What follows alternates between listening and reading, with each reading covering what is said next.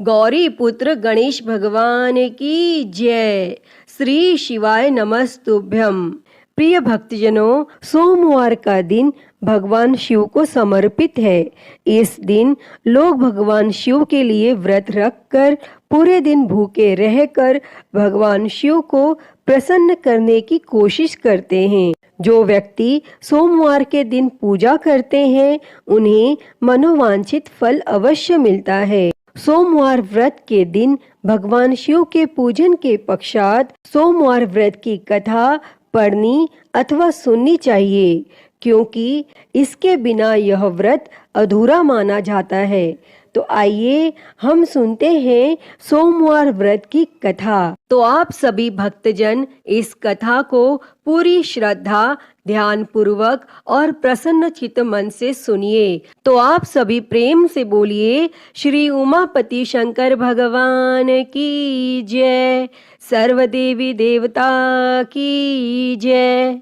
एक बार की बात है, माता पार्वती शिवजी को पति रूप में प्राप्त करने के लिए घोर तप कर रही थी और उनके तप को देखकर देवताओं ने शिवजी से देवी की मनोकामना को पूर्ण करने की प्रार्थना की। तब शिवजी ने माता पार्वती जी की परीक्षा लेने सप्त ऋषियों को भेजा और सप्त ऋषियों ने शिवजी के सैकड़ों अवगुण गिनाए, परंतु पार्वती जी को महादेव के अलावा किसी और से विवाह मंजूर नहीं था। भक्तजनों, विवाह से पहले सभी वर अपनी भावी पत्नी को लेकर आश्वस्त होना चाहते हैं। इसीलिए भगवान शिवजी ने स्वयं भी पार्वती जी की परीक्षा लेने की ठानी और भगवान शंकर प्रकट हुए और पार्वती जी को वरदान देकर अंतर ध्यान हुए। इतने में पार्वती माता जहाँ तप कर रही थी, वहीं पास में तालाब में मगरमच्छ ने एक लड़के को पकड़ लिया और लड़का जान बचाने के लिए चिल्लाने लगा। माता पार्वती जी से उस बच्चे की चीख सुनी नहीं गई और द्रवित हृदय होकर वह तालाब पर पहुंची तो देखती है कि वह मगरमच्छ लड़के को तालाब के अंदर खींचकर ले जा रहा है। तब लड़के ने देवी को देखकर कहा, मेरी ना तो माँ है, ना बाप, ना कोई मित्र, माता आप मेरी रक्षा करें। तब पार्वती जी ने कहा, हे मगरमच्छ, इस लड़के को छोड़ दो। तब मगरमच्छ बोला, दिन के छठे पहर में जो मुझे मिलता है उसे अपना आहार समझकर स्वीकार करना मेरा नियम है और ब्रह्मदेव ने दिन के छठे पहर इस लड़के को भेजा है, मैं इसे क्यों छोड़ूं? तब पार्वती जी ने विनती की, तुम इसे छोड़ दो, बदले में तुम्हें जो चाहिए वह मुझसे कहो। तब मगरमच्छ बोला, एक ही शर्त पर मैं इसे छोड़ सकता हूँ। आपने तप करके महादेव जी से जो वरदान लिया है, यदि उस तप का फल मुझे दे दो तो मैं इसे छोड़ दूंगा। तब पार्वती जी तुरंत तैयार हो गई और उन्होंने कहा, मैं अपने तप का फल तुम्हें देने के लिए तैयार हूँ, लेकिन तुम इस बालक को छोड़ दो। और मगरमच्छ ने समझाया, सोच लो देवी, जोश में आकर संकल्प मत करो। हजारों वर्षों तक जैसा तप किया है वैसा देवताओं के लिए भी संभव नहीं है। उसका सारा फल इस बालक के प्राणों के बदले चला जाएगा। तब माता पार्वती जी ने कहा, मेरा निश्चय पक्का है, मैं तुम्हें अपने तप का फल देती हूँ, तुम इसको जीवन दे दो। और तब मगरमच्छ ने पार्वती जी से तप दान करने का संकल्प करवाया और तप का दान होते ही मगरमच्छ का देह तेज से चमकने लगा और मगरमच्छ बोला, हे पार्वती, देखो तप के प्रभाव से मैं तेजस्वी बन गया हूँ। तुमने जीवन भर की पूंजी एक बच्चे के लिए व्यर्थ कर दी। चाहो तो अपनी भूल सुधारने का एक मौका और दे सकता हूँ। तब पार्वती जी ने कहा, हे ग्राह, तब तो मैं पुनः कर सकती हूँ, किंतु यदि तुम इस लड़के को निगल जाते तो इसका जीवन वापस नहीं मिल सकता था। और देखते ही देखते वह लड़का अदृश्य हो गया और मगरमच्छ भी लुप्त हो गया। तब पार्वती जी ने विचार किया, मैंने तब तो दान कर दिया है और अब पुनः तप आरंभ करूंगी। और पार्वती जी ने फिर से तप करने का संकल्प लिया। तब भगवान सदाशिव फिर से प्रकट होकर बोले, पार्वती भला अब क्यों तप कर रही हो? तब पार्वती जी ने कहा, प्रभु मैंने अपने तप का फल दान कर दिया है। आपको पति रूप में पाने के संकल्प के लिए मैं फिर से वैसा ही घोर तप कर आपको प्रसन्न करूंगी। और तब महादेव जी बोले, मगरमच्छ और लड़के दोनों रूपों में मैं ही था, और तुम्हारा चित्त प्राणी मात्र में अपने सुख दुख का अनुभव करता है या नहीं, इसकी परीक्षा लेने को मैंने यह लीला रची थी। अनेक रूपों में दिखने वाला मैं एक ही हूँ। मैं अनेक शरीरों से अलग निर्विकार हूँ। तुमने अपना तप मुझे ही दिया है, इसीलिए अब और तप करने की कोई जरूरत नहीं है। तब देवी ने महादेव को प्रणाम कर प्रसन्न मन से विदा किया। तो सभी प्रेम से बोलिए, शंकर पार्वती भगवान की जय। हर हर महादेव। प्रिय भक्तजनों, आइए अब सुनते हैं सभी मनोकामनाओं को पूरी करने वाली अगली कथा। एक समय की बात है, एक गांव में भगवान शिव जी का परम भक्त एक ब्राह्मण रहता था। वह ब्राह्मण जब तक रोज सुबह ब्रह्म मुहूर्त में उठकर नित्य कर्मों से निवृत्त होने के पश्चात भगवान शंकर का पूजन नहीं कर लेते थे, तब तक उन्हें चैन नहीं पड़ता था। और जो कुछ भी दान दक्षिणा में आ जाता, उसी से वह ब्राह्मण अपना गुजारा करते थे। और दयालु इतने थे कि जब भी कोई जरूरतमंद मिल जाता तो अपनी क्षमता के अनुसार उसकी सेवा जरूर करते थे। और इस कारण शिवजी के परम भक्त ब्राह्मण देवता गरीबी का जीवन व्यतीत कर रहे थे। और ब्राह्मण की इस दानी प्रवृत्ति से उनकी पत्नी उनसे चिढ़ती तो थी, किंतु उनकी भक्ति परायणता को देख उनसे अत्यधिक प्रेम करती थी। इसीलिए वह कभी भी उनका अपमान नहीं करती थी। और साथ ही अपनी जरूरत का धन वह आस पड़ोस में मजदूरी करके जुटा लेती थी।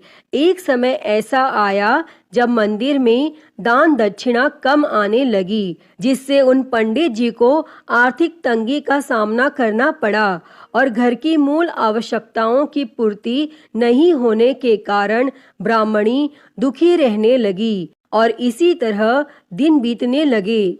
एक दिन महाशिवरात्रि का दिन आया और उस दिन भी पंडित जी हमेशा की तरह ब्रह्म मुहूर्त में उठकर नित्य कर्मों से निवृत्त होने के लिए नदी की ओर चल दिए। संयोग से उस समय उस राह से पार्वती जी और शिवजी गुजर रहे थे। तब अचानक से पार्वती जी की नजर उस ब्राह्मण पर पड़ी। और आज पंडित जी महाशिवरात्रि को लेकर इतने उत्साहित नहीं थे जितने कि अक्सर हुआ करते थे। और तब पार्वती जी को बात समझते देर नहीं लगी और उन्होंने भगवान शिव जी से कहा, हे भगवान, यह ब्राह्मण देवता प्रतिदिन आपकी उपासना करते हैं, फिर भी आपको इसकी चिंता नहीं है। और पार्वती जी की बात सुनकर शिवजी बोले, देवी, अपने भक्तों की चिंता मैं नहीं करूँगा तो कौन करेगा? तब पार्वती जी बोली,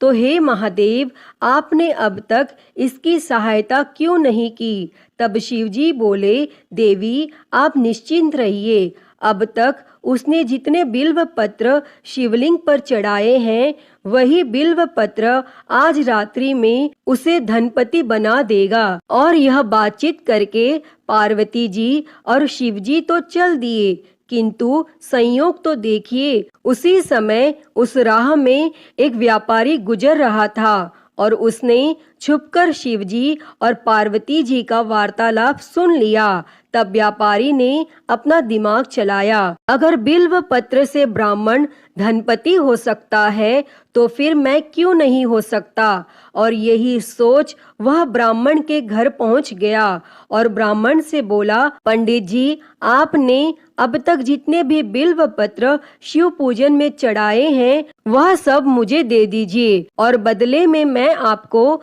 100 स्वर्ण मुद्राएं दूंगा। तब पंडित जी ने अपनी पत्नी से पूछा तो वह बोली, पुण्य का दान ठीक तो नहीं है, किंतु अगर आपका मन करे तो दे दीजिए, और हमें धन की जरूरत है, इसीलिए दे दीजिए। और तब पंडित जी ने सारे बिल्व पत्र बोरे में भरकर सेठ जी को दे दिए, और बिल्व पत्रों का बोरा लेकर सेठ जी पहुंच गए मंदिर, और शिवलिंग पर चढ़ाकर देखने लगे कि कब शिवजी कृपा करेंगे और कब वह और धनपति बन जाएगा। तब प्रतीक्षा करते करते सेठ जी को आधी रात हो गई, और सेठ जी चमत्कार देखने के लिए बहुत उतावले हो रहे थे, और आखिर में तीसरा पहर गुजरने के बाद सेठ जी के सब्र का बांध टूट ही गया, और क्रोध में आकर सेठ जी ने शिवलिंग को झंझोरने लगे।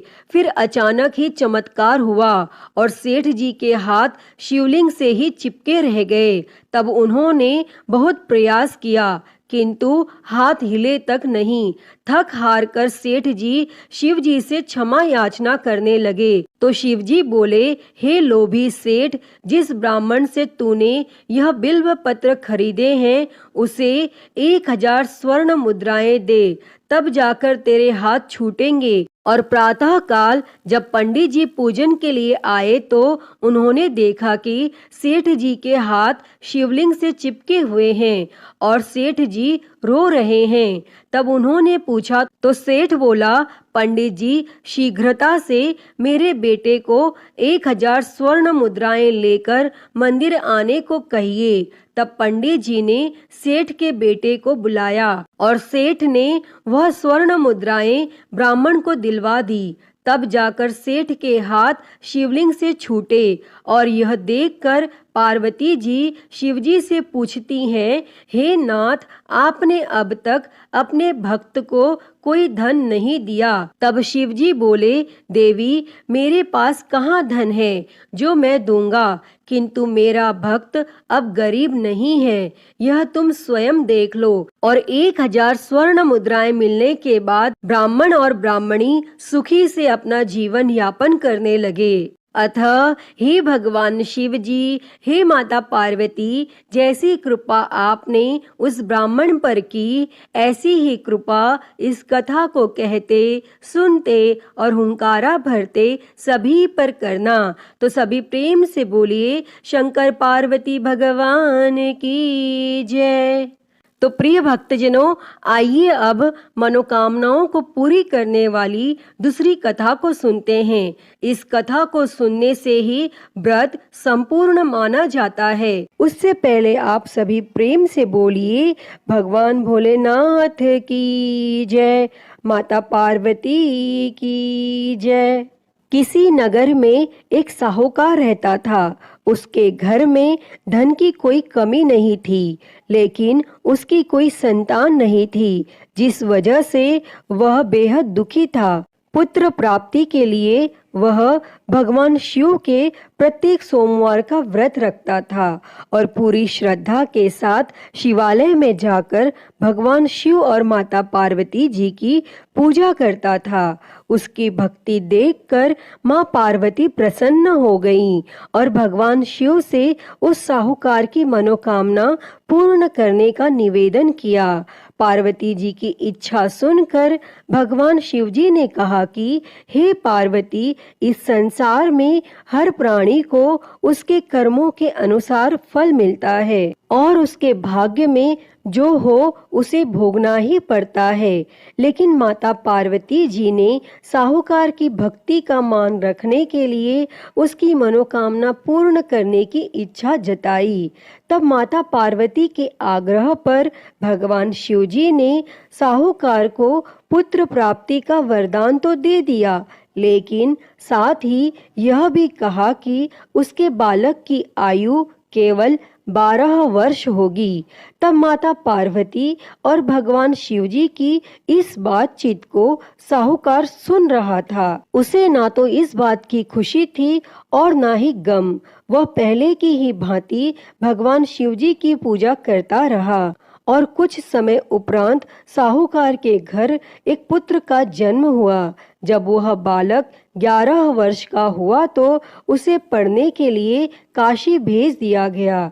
साहूकार ने पुत्र के मामा को बुलाकर उसे बहुत सारा धन दिया और कहा कि तुम इस बालक को काशी विद्या प्राप्ति के लिए ले जाओ और मार्ग में यज्ञ करवाते जाना। जहाँ भी यज्ञ कराओ वहीं पर ब्राह्मणों को भोजन कराते और दक्षिणा देते हुए जाना। और दोनों मामा भांजे इसी तरह यज्ञ कराते और ब्राह्मणों को दान दक्षिणा देते काशी की ओर चल पड़े। रास्ते में एक नगर पड़ा जहाँ नगर के राजा की कन्या का विवाह था, लेकिन जिस राजकुमार से उसका विवाह होने वाला था वह एक आंख से काना था। तब राजकुमार के पिता ने अपने पुत्र के काना होने की बात को छुपाने के लिए एक चाल सोची। साहूकार के पुत्र को देखकर उसके मन में एक विचार आया। तब उसने सोचा क्यों न इस लड़के को दुल्हा बनाकर राजकुमारी से विवाह करा दूं और विवाह के बाद इसको धन देकर विदा कर दूंगा और राजकुमारी को अपने नगर ले जाऊंगा। और फिर उस लड़के को दूल्हे का वस्त्र पहनाकर राजकुमारी से विवाह करा दिया गया। लेकिन साहूकार का पुत्र एक ईमानदार लड़का था। उसे यह बात न्याय संगत नहीं लगी और उसने अवसर पाकर राजकुमारी की चुन्नी के पल्ले पर लिखा कि तुम्हारा विवाह मेरे साथ हुआ है, लेकिन जिस राजकुमार के संग तुम्हें भेजा जाएगा वह एक आंख से काना है। मैं तो काशी पढ़ने जा रहा हूँ। तब राजकुमारी ने चुन्नी पर लिखी बातें पढ़ी तो उसने अपने माता पिता को यह बात बताई। तब राजा ने अपनी पुत्री को विदा नहीं किया और फिर वह बारात वापस चली गई। दूसरी ओर साहूकार का लड़का और उसका मामा काशी पहुँचे और वहां जाकर उन्होंने यज्ञ किया और जिस दिन लड़के की आयु 12 साल की हुई उसी दिन यज्ञ रखा गया। लड़के ने अपने मामा से कहा कि मेरी तबीयत कुछ ठीक नहीं है। तब मामा ने कहा कि तुम अंदर जाकर सो जाओ और भगवान शिवजी के वरदानानुसार कुछ ही क्षणों में उस बालक के प्राण निकल गए और मृत भांजे को देखकर उसके मामा ने विलाप शुरू किया। संयोगवश उसी समय भगवान शिवजी और माता पार्वती उधर से जा रहे थे। तब माता पार्वती ने भगवान शिवजी से कहा, प्राणनाथ, मुझे इसके रोने के स्वर सहन नहीं हो रहे। आप इस व्यक्ति के कष्ट को अवश्य दूर करें। और जब भगवान शिवजी मृत बालक के समीप गए तो वह बोले कि यह तो उसी साहूकार का पुत्र है जिसे मैंने 12 वर्ष की आयु का वरदान दिया था।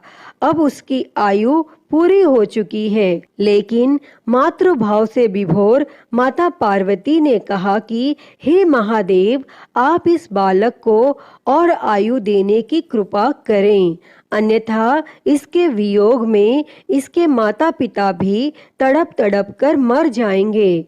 और फिर माता पार्वती के आग्रह पर भगवान शिवजी ने उस लड़के को जीवित होने का वरदान दिया और शिवजी की कृपा से वह लड़का जीवित हो गया। और फिर शिक्षा समाप्त करके वह लड़का अपने मामा के साथ अपने नगर की ओर चल दिए और दोनों चलते हुए उसी नगर में पहुँचे जहाँ उसका विवाह हुआ था। और उस नगर में भी उन्होंने यज्ञ का आयोजन किया। तब उस लड़के के ससुर ने उसे पहचान लिया और महल में ले जाकर उसकी आव भगत की और अपनी पुत्री को उसके साथ विदा किया। और इधर भूखे प्यासे रहकर साहूकार और उसकी पत्नी बेटे की प्रतीक्षा कर रहे थे। उन्होंने प्रण कर रखा था कि यदि उन्हें अपने बेटे की मृत्यु का समाचार मिला तो वह भी प्राण त्याग देंगे। परंतु अपने बेटे के जीवित होने का समाचार पाकर वह बेहद प्रसन्न हुए और फिर उसी रात भगवान शिवजी ने उस साहूकार के स्वप्न में आकर कहा, हे श्रेष्ठी, मैंने तेरे सोमवार के व्रत करने और व्रत कथा सुनने से प्रसन्न होकर तेरे पुत्र को लंबी आयु प्रदान की है। प्रिय भक्तों, जो कोई भी सोमवार का व्रत करता है या कथा सुनता और पढ़ता है, उसके सभी दुख दूर होते हैं और समस्त मनोकामनाएं पूर्ण होती हैं। अतः हे भगवान भोलेनाथ जी, जैसी कृपा आपने उस साहूकार के बेटे पर करी, वैसी ही कृपा इस कथा को कहते, सुनते और हुंकारा भरते सब पर करना। तो बोलिए भगवान भोलेनाथ की जय, माता पार्वती की जय। श्री शिवाय नमस्तुभ्यम। प्रिय भक्तजनों, आइए सुनते हैं श्री उमापति महादेव जी की आरती। तो सभी प्रेम से बोलिए हर हर महादेव। जय शिव ओमकारा, हो भोले भज शिव ओमकारा।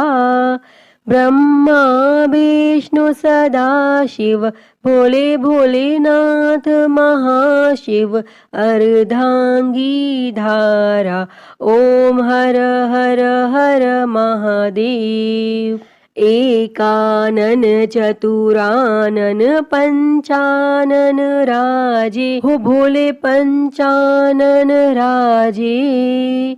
हंसासन गरुड़ासन, हंसासन गरुड़ासन। वृषवाहन साजे, ओम हर हर हर महादेव। दो भुज चार चतुर भुज, दस भुज अति सोहे, हो भोले दस भुज अति सोहे। तीनों रूप निरखता, भोले जी का रूप निरखता। त्रिभुवन जन मोहे, ओम हर हर हर महादेव। अक्षमाला बनमाला मुंडमाला धारी, भोले मुंडमाला धारी। चंदन मृग मद सोहे, चंदन मृग मद सोहे। भोले शुभकारी, ओम हर हर हर महादेव।